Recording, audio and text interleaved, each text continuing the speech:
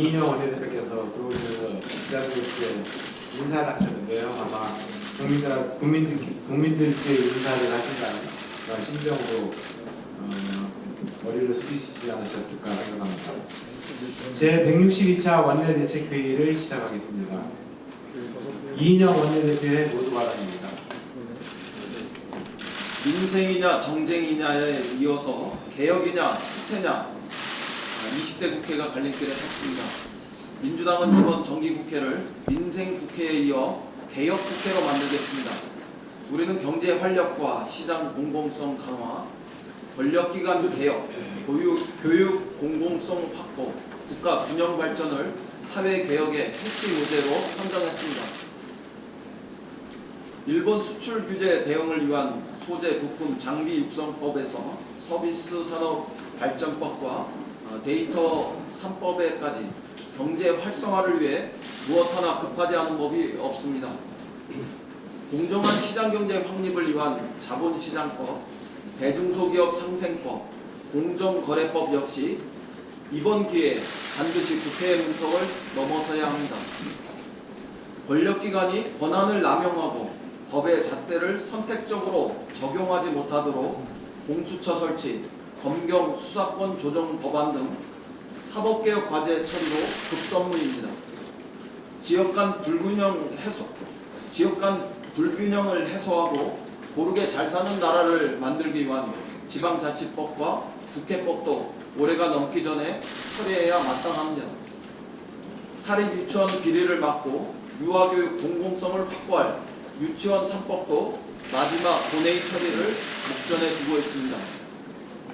반면 자유한국당의 정기국회 중점 법안을 살펴보면 특권경제 부활, 국민부담 가중, 노동 환경 악화 등의 법안들로 가득 차 있습니다. 책임을 노동자에게 전가하는 반노동법, 문재인 케어 반대 법안 등 하나같이 반대를 위한 반대, 그리고 철진한 생각들만 가득 찬 법안들입니다. 대기업과 부동산 부자들에게 세금을 깎아주면 경제가 살아날 것처럼 호도하기로 합니다.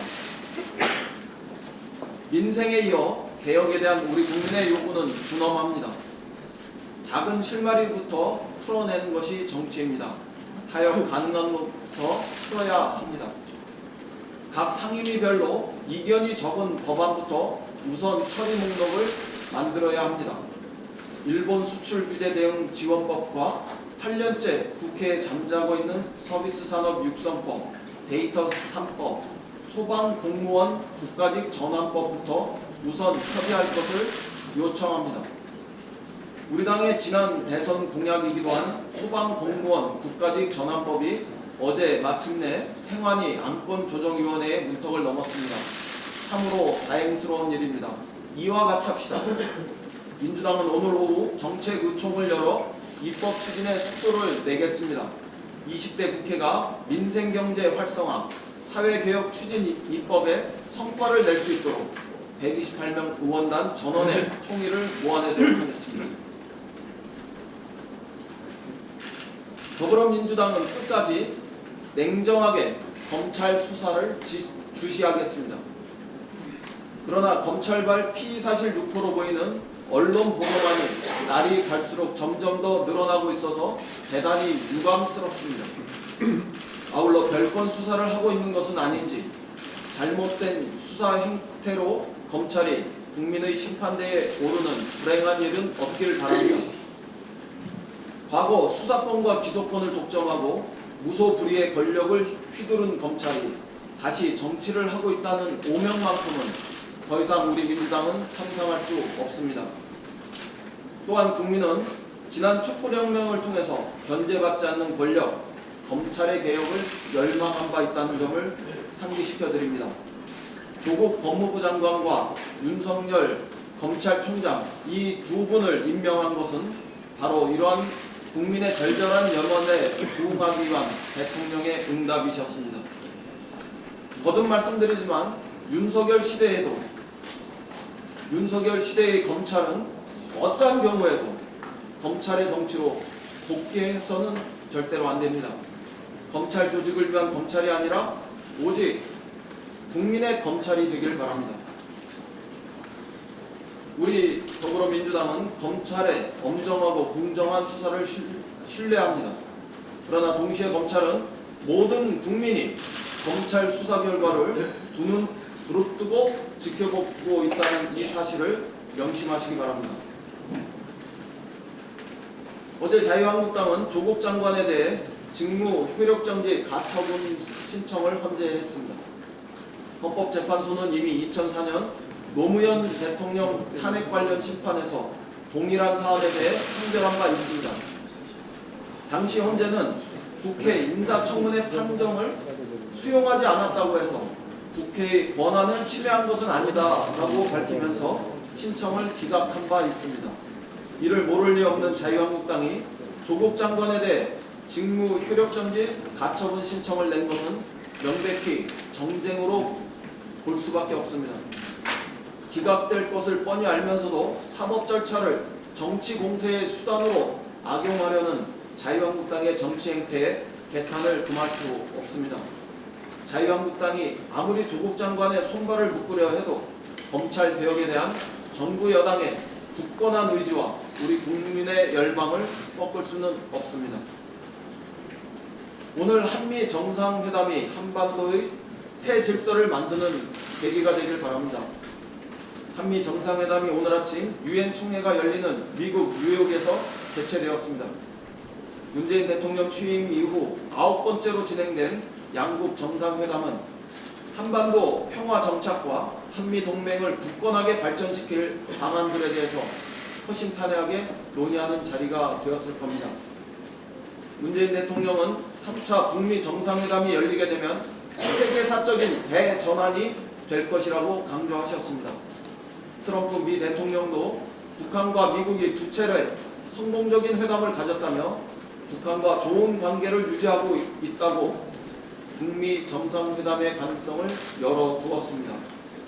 이번 한미 정상회담이 북미 간의 완전한 비핵화를 위한 실질적인 진전과 함께 한일 군사 정보 보호 협정 종료 결정에 따른 한미 동맹의 균열 우려도 완전하게 불식하는 자리가 될 것으로 기대합니다. 이상입니다. 조정식 정치기 의장의 모두 발언입니다. 26일 대정부 질문으로 정기국회 의사 일정이 시작됐습니다. 정기국회 개원 이후 3주일 이상을 허비한 만큼 이제는 민생경제에 몰두해야 할 것입니다. 더불어민주당은 지난주 정기국회를 대비한 의원 워크숍을 개최한 데 이어 오늘은 정책을총을 열어 주요 민생 현안들을 논의할 예정입니다. 국회가 민생 안정과 경제 활력을 선도하는 역할을 차질 없이 진행할 수 있도록 민생 개혁 입법 처리와 예산안 심사에 만전을 기해야 할 것입니다.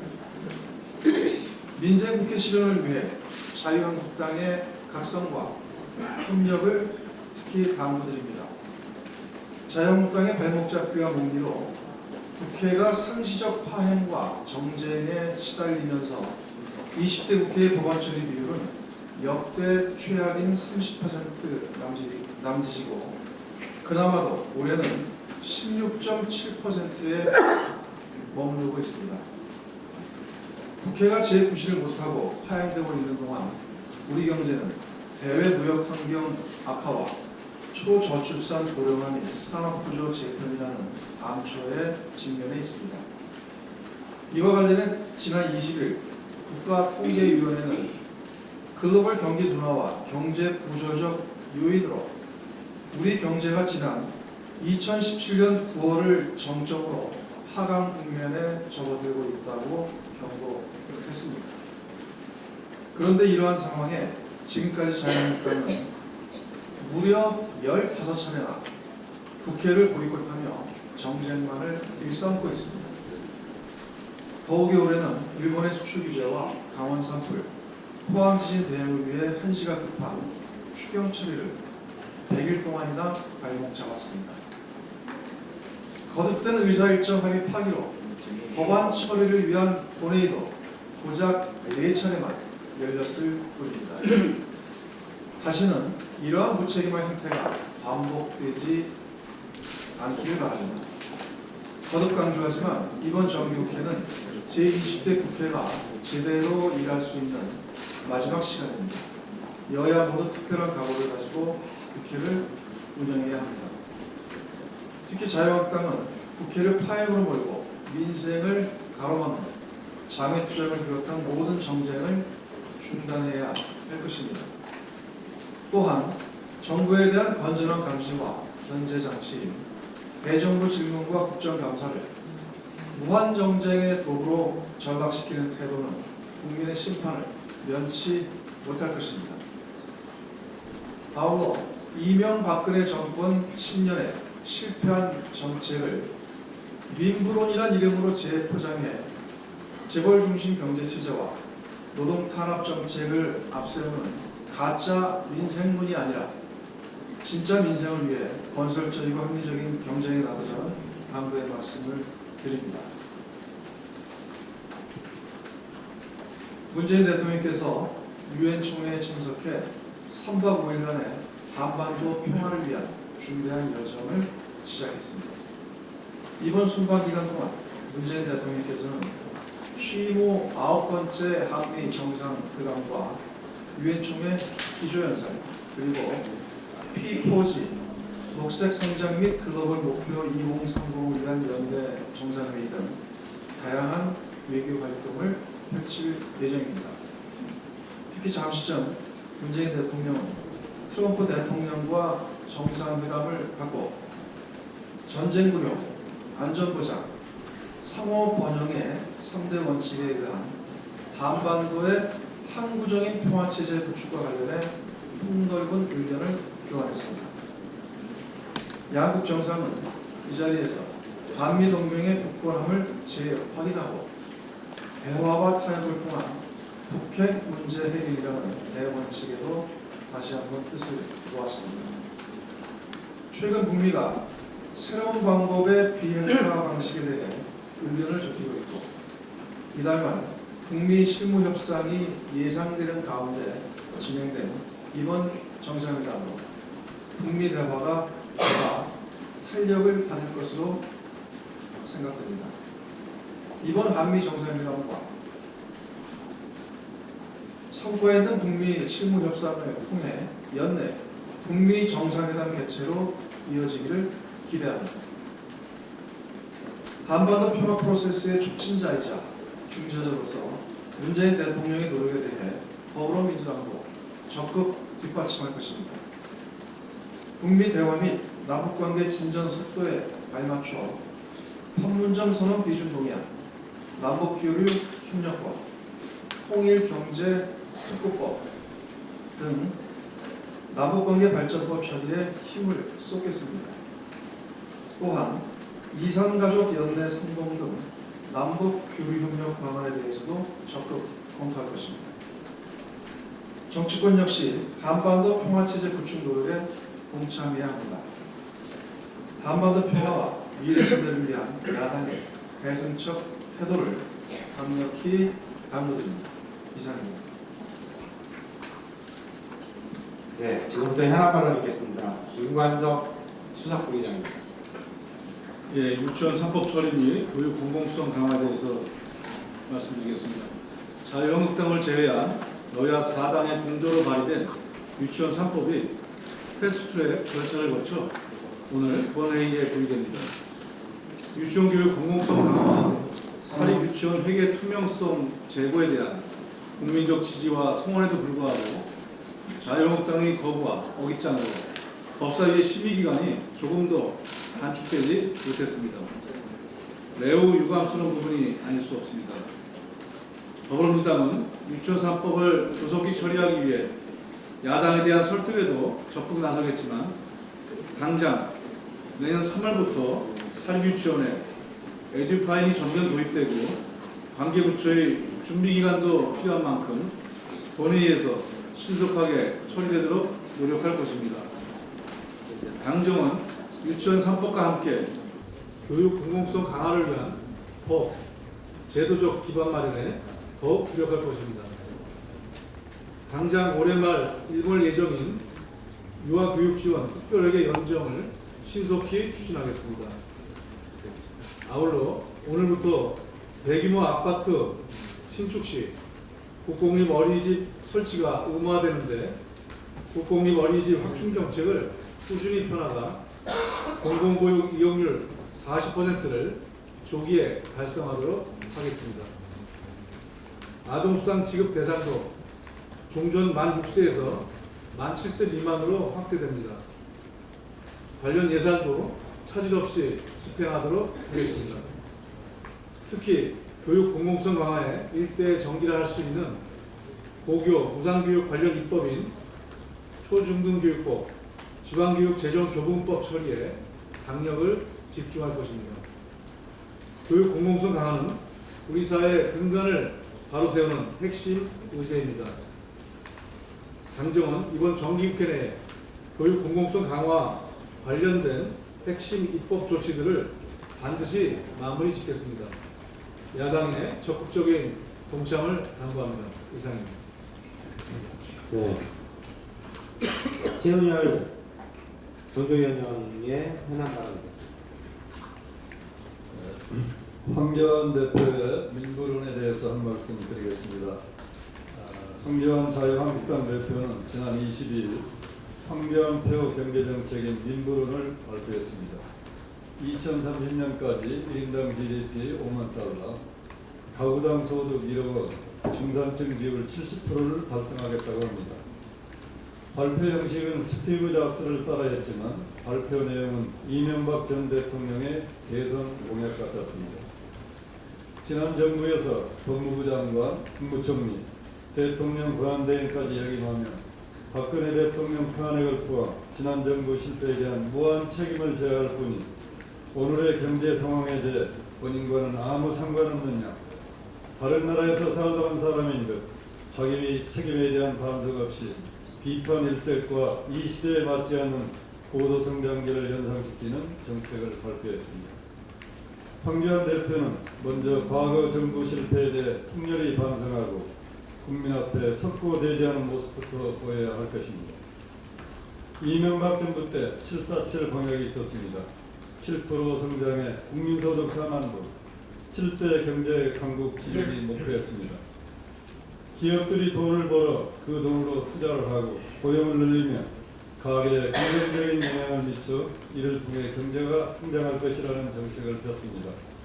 그 결과 어떻게 되었습니까? 기업의 투자와 일자리는 늘지 않고 대기업의 산업유보는 쌓여가고 소득 양극화만 심화시켰습니다. 박근혜 정부도 이 정책의 실패를 인정하고 기업 소득 환류 세제를 포함 도입해 투자를 유도해 보려고 했습니다. 물론 이 정책도 실패했습니다. 현재 민생의 어려움에 대해 집권 여당으로서 국민들께 죄송하다는 말씀부터 드립니다.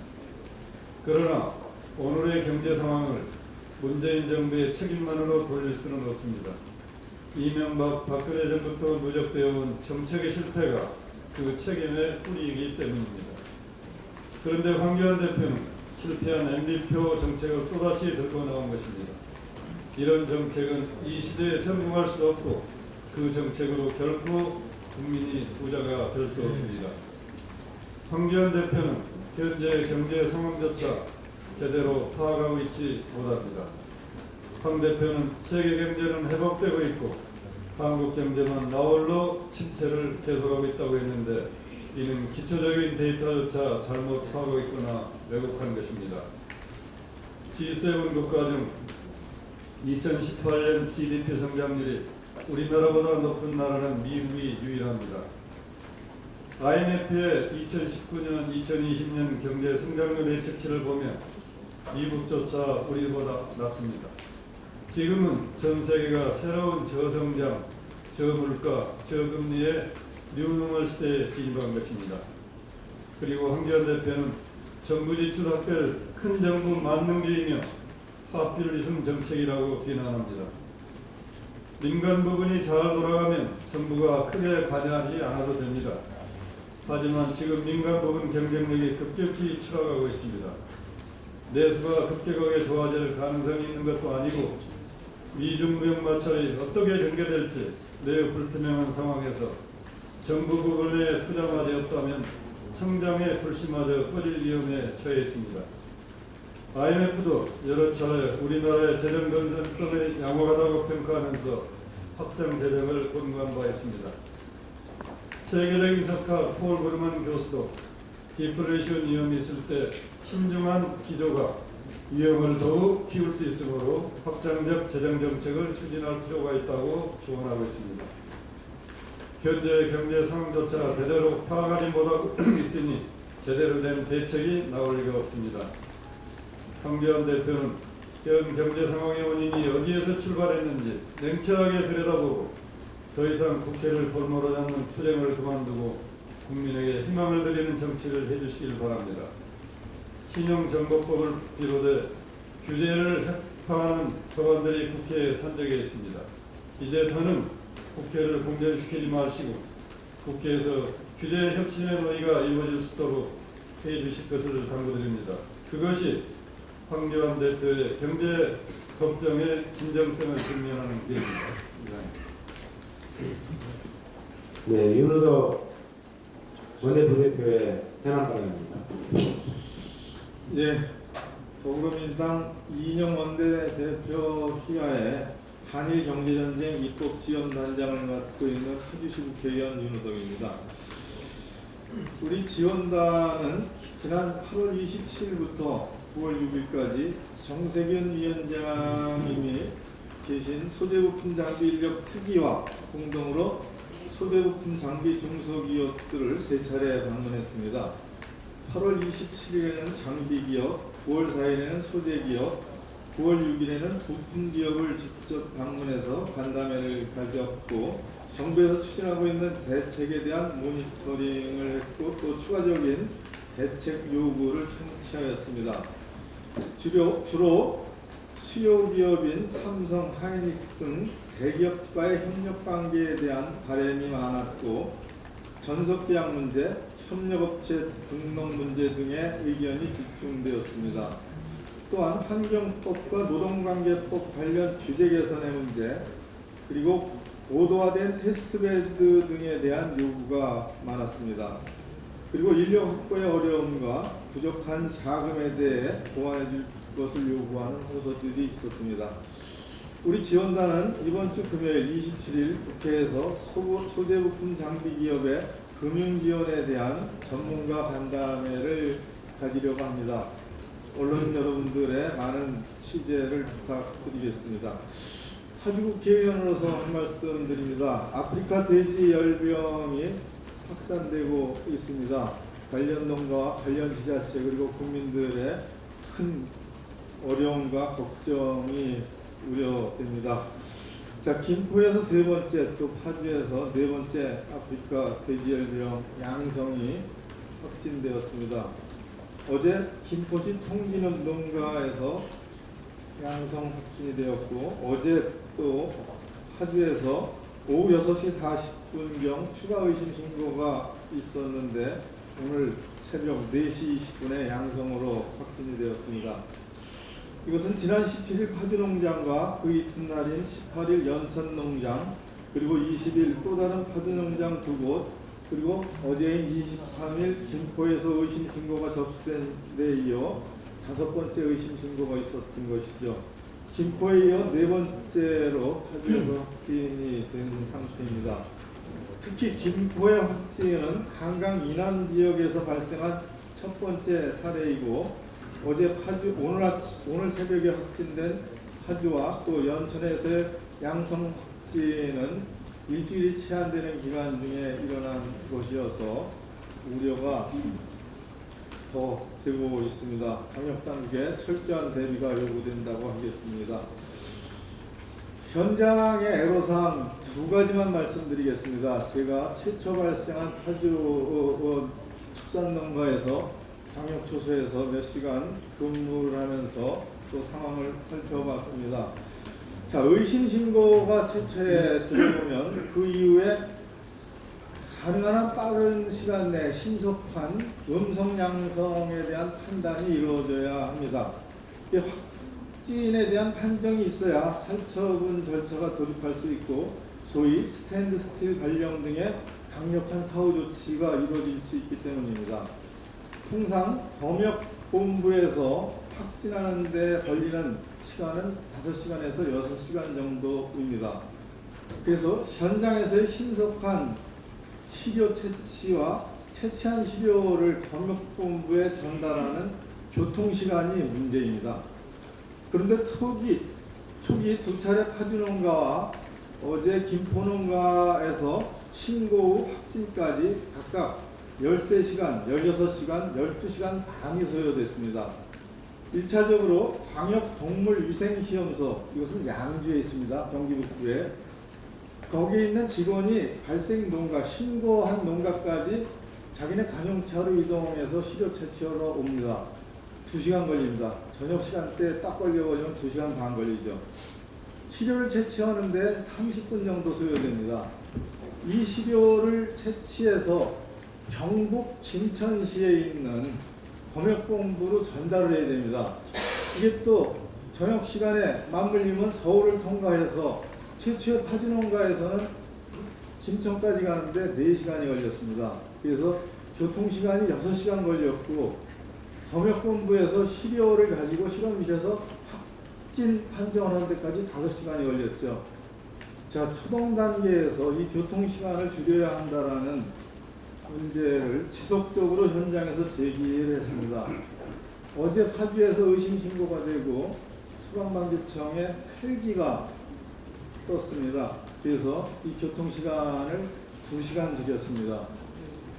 자, 농가에서 시료를 채취하러 이동하는 차량의 시간도 줄여야 하고 또 경북 김천에 있는 검역본부까지 가는 시간도 줄여야 됩니다. 우선 이 지역경찰에 에스코트가 필요하다는 말씀을 드리고 또 필요하면 119 구급차의 지원도 필요하다는 말씀을 드리고 헬기 등의 아주 신속한 이동수단이 지원돼야 되는 지원 근거를 마련해야 된다라는 말씀을 드립니다. 자, 또 하나 말씀을 드립니다. 최초 발생 지역인 파주시는 초기에 10개소의 초소를 운영을 했습니다. 이럴 때 2인 1조에 일반직 공무원 120명이 투입이 됐어요. 근데 지금 초소가 70개로 늘어났습니다. 이 70개의 초소를 2인 1조로 3교대 하루 8시간씩 교체를 하려면 파주시 공무원 1,500명이 이틀에 한 번씩 투입이 돼야 돼요. 기존 업무를 보면서 이 일을 이를테면 중장기적으로 초소를 운영하기는 참 어렵죠. 그런데 이 가축 전염병에 있어서 초소가 얼마나 중요하냐 하면은 들락거리는 자동차에 의해서 바이러스가 감염돼서 그것이 전국에 퍼진 게 10년 전 부지역 사건이었습니다. 그래서 이 초소 운영에 필요한 인력을 용역 인력으로라도 충분히 확보할 수 있게 방역당국의 배려가 필요하고 신속한 예산 지원이 필요하다는 그런 말씀을 드립니다.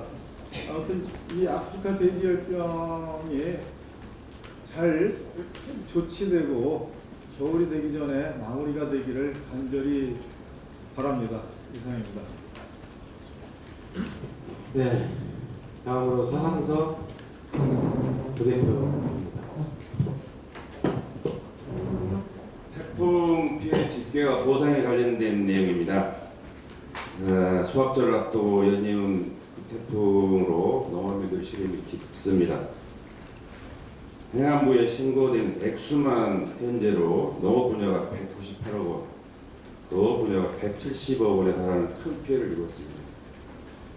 이제는 정치권도 발벗고 나서서 피해 복구에 총력을 기울여야 할 때입니다. 이번 기회에 재보상 규정에 제도상의 미비점은 없는지 꼼꼼히 살펴봐야 합니다. 태풍으로 무화과, 배 등 많은 가수농가들이 강한 바람으로 인해서 과실이 멍드는 풍산과라는 피해를 입었습니다. 그러나 현행 농식품부 농업재해피해위원회에 따르면 풍산과 피해에 대해서는 별도 보상 규정이 없습니다. 바람에 의한 과수 피해는 오직 유일하게 감귤에만 그 규정이 적용되고 있는 실정입니다. 관련 지침을 개정해서 농작물 재해보상 대상을 포괄적이면서도 명확히 해야 할 필요성이 있습니다. 2018년 기준 농작물 재해보험 가입률이 33.1%, 양식업 재해보험 가입률은 44.3%에 불과합니다. 각종 자연재해에 대응해서 농어가들 소득 안전망을 촘촘히 하기 위해서 향후 국비 지원을 통해 가입자 부담률을 대폭 낮추고 재해보험 가입을 확대해 나갈 것을 거듭 촉구합니다. 이상.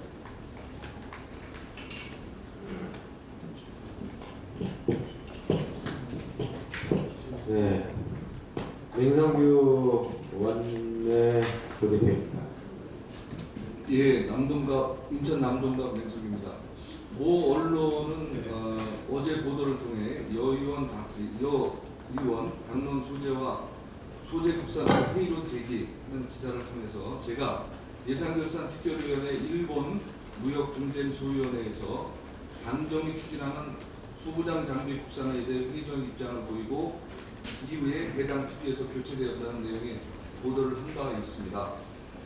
우선 해당 특위 교체는 제가 첫날 회의에 참석하고 추후 일정을 보니까 개인적으로 지역구 사정하고 봤을 때 너무 과한 면이 있어서 당내에 있는 저희 당이 지금 구성하고 있는 일본 경제 침략 특위위원 중에 한 분이 맞는 것이 바람직할 것 같다. 그래서 제가 회의 직후에 지도부하고 협의를 드렸어요. 요청을 드렸고, 그래서 임종석 의원이 맞는 것 좋겠다 해서 결정이 나서 그 다음날 바로 교체된 것이지 발언하고는 전혀 관련이 없는 내용이었습니다. 그리고 두 번째, 보도한 내용과는 달리 저는 그날 회의에서 수기록에도 다 나와 있던데 당정이 추진하는 소부장 국산화의 성공을 위해서 정책의 방향성을 제시하고 보완해야 될 점을 지적을 했습니다. 특히 산자부, 과기부, 중기부 등의 관련 부처 간 협업 강화의 필요성, 필요 인력의 효율적인 확보, 국책연구기관의 활용 등을 통한 산업 구조의 체질 개선을 강조했습니다. 저는 공무원 출신이기 때문에 상대적으로 공무원들의 보고 자료에 대한 실효성을 판단할 수가 있어서 제가 보는 관점에서 보완책을 요청을 했고요. 공무원들의 세심한 준비와 대응을 요청을 했고 정부 측 참석자들로부터 답변을 받아냈습니다. 우리는 지금 힘과 지혜를 모아서 일본의 경제 침략에 대응을 해야 합니다. 따라서 저는 지금 해당 언론에 정식으로 정정 보도를 요청드립니다. 정정 보도를 요청드리고요. 상응한 조치가 없으면 언론조정중재위원회에 정정 보도를 신청할 계획임을 말씀드립니다. 감사합니다. 네. 회의를 마치면서 검찰의 조국 장관에 대한 수사와 관련해가지고 한 말씀 드리겠습니다. 5월 18일 날 법무부 당정회의를 하면서 우리 민주당과 당정 간에 수사공고 준칙 개정안을 합의를 했습니다. 검찰의 무분별한 피의사실 공표, 이를 통한 여론 재판, 이런 것들은 온 국민이 걱정하는 문제입니다. 무죄 추정 원칙이라는 형사법상의 대원칙에도 어긋나고 있다고 하는 것, 그리고 이를 통한 심각한 인권 침해가 이루어지고 있다고 하는 것은 누구나 다 알고 있고 매우 심각한 문제라고 인식하고 있습니다. 단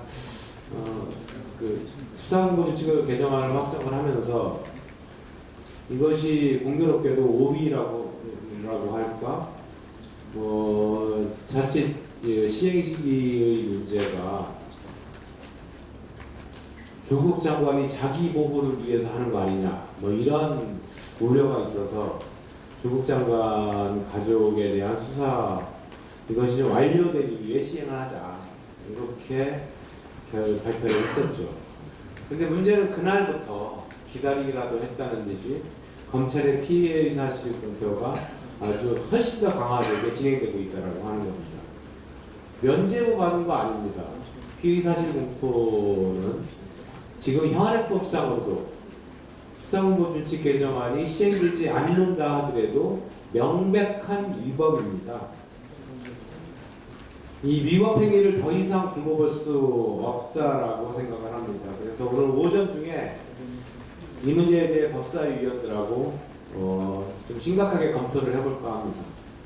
그래서 그 검찰의 위법 행위에 대한 심각성 문제를 수정하기 위해서라도 피의사실 공포죄에 대해서 검찰에 대한 고발을 적극적으로 검토해 보겠습니다.